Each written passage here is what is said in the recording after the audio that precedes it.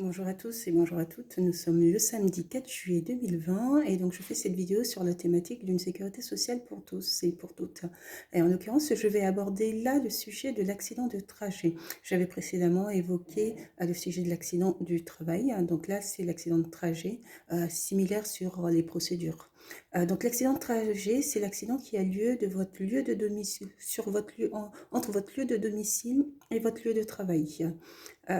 Sachant que le lieu de domicile, ça peut être le lieu de domicile principal ou le lieu de domicile secondaire. Ou le lieu de travail est le lieu de la cantine ou éventuellement le lieu où vous prenez vos repas. Ça a une importance parce que dans la prise en compte de l'évaluation, éventuellement pour la reconnaissance de l'accident de trajet, il y a une question d'habitude. Quelle était l'habitude du salarié? Si le salarié avait pour habitude d'avoir tel ou tel trajet donc de son lieu de domicile et à son lieu de travail, donc ces éléments-là sont pris en compte. Et c'est le trajet le plus bref. Bien sûr, ce qui est pris en compte, c'est les arrêts. Éventuellement, lorsque vous sortez de votre travail, si vous allez chercher vos enfants et que c'est manière récurrente et c'est habituel justement que vous récupérez vos enfants avant de rentrer à votre domicile, ça reste sur votre trajet. Et donc ça rentre en compte dans le cadre d'un accident de trajet. Les résidences secondaires peuvent également être prises en compte si c'est habituel également. Et donc, tous ces éléments vont permettre de pouvoir se positionner sur le caractère d'accident de trajet ou pas. Sachant qu'il y a des personnes qui se déplacent également dans le cadre de leur activité professionnelle, qui bénéficient de la présomption d'imputabilité de toute manière. Et donc, il faut démontrer que c'était une activité dans le cadre de son exercice professionnel. Et dans ce cas-là, c'est pris dans le cadre d'un accident de trajet également. Donc, voilà. Sur les aspects de procédure, donc bien sûr, alerter 24 heures, 24 heures 24 heures, dans les 24 heures, dans un délai de 24 heures, donc son employeur, s'il y a eu un accident de trajet. Il y a une petite exception pour les agents intérimaires. Et donc les agents intérimaires, ils ont la particularité d'être embauchés par une agence intérim pour pouvoir exercer leur activité sur un poste de travail dans un établissement d'affectation. Et lorsqu'il y a un accident de travail ou un accident de trajet, l'employeur qu'il faut alerter, bien, c'est aussi l'agence d'intérim. Et ça, il ne faut pas l'oublier, c'est très important. L'agence d'intérim doit être alertée dans les 24 heures, de même que l'employeur du lieu d'affectation. Et l'autre particularité, c'est que c'est l'agence d'intérim qui fait donc la déclaration d'accident du travail. Donc l'agence d'intérim doit avoir toutes les informations pour pouvoir faire cette déclaration d'accident du travail. Et donc fondée également sur les éléments d'information qui vont être recueillis. Parce que je l'ai déjà vu en situation, en accompagnement. Donc c'est important pour un salarié qui est en poste sur un poste intérimaire. S'il y a un accident de travail, déjà, il faut qu'il soit en mesure de pouvoir repérer tous les personnes qui étaient présentes lors de cet accident de travail, parce que s'il s'avère que ce sont que des intérimaires, on va être en difficulté éventuellement pour pouvoir les retrouver et qu'ils puissent avoir un témoignage. Donc il faut aussi que le chef de service soit alerté le plus rapidement possible, de sorte à ce qu'il puisse faire une évaluation. Et cette évaluation doit être envoyée à l'agence d'intérim, puisque c'est l'agence d'intérim qui fait la déclaration d'accident du travail.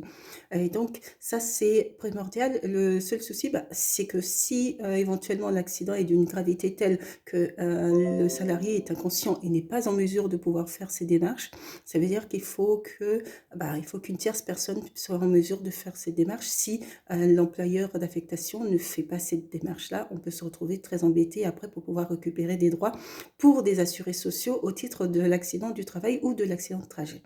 Donc sur les procédures, 24 heures bien sûr pour alerter pour alerter son employeur ou l'agence d'intérim pour les personnes intérimaires, ou les deux. Après, l'employeur a 48 heures pour faire sa déclaration d'accident de travail. Il peut y mettre des réserves motivées. Et après, il a toujours 10 jours supplémentaires où il peut éventuellement mettre des réserves s'il estime que, qu'il a à mettre des réserves. Donc voilà, rapidement, parce que j'avais déjà évoqué ça sur la vidéo sur l'accident du travail. Donc, l'employeur doit fournir la déclaration d'accident de travail et doit fournir l'attestation de salaire au titre de l'accident de travail ou accident de trajet. Vous devez faire établir le certificat médical initial avec tous les volets et notamment un certificat d'arrêt de travail également qui compose les 3 volets, les 4 volets au total, puisqu'il y a 2 volets principaux destinés à la caisse primaire d'assurance maladie. Il y a un volet qui vous est destiné à vous, salariés, et il y a le certificat de travail. Donc, ça fait 4 volets au total.